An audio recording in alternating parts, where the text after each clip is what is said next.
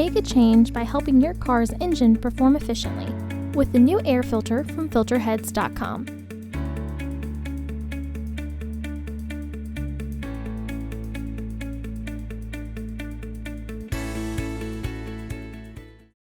To access the air filter, first open the hood.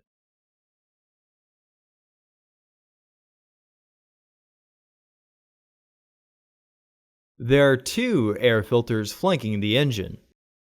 Installation is the same for both sides. Disengage the fasteners. Pull the filter tray back, then slide up to remove the filter from the housing.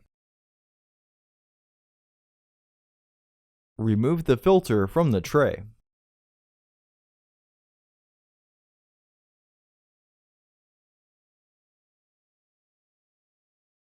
Install your new AF4038 filter into the tray. Recommended replacement every 15,000 miles or 1 year. Refer to your vehicle owner's manual for specifications. Slide the tray back into the housing. To be able to re-engage the fasteners, you have to push the tray forward. Re-engage the fasteners.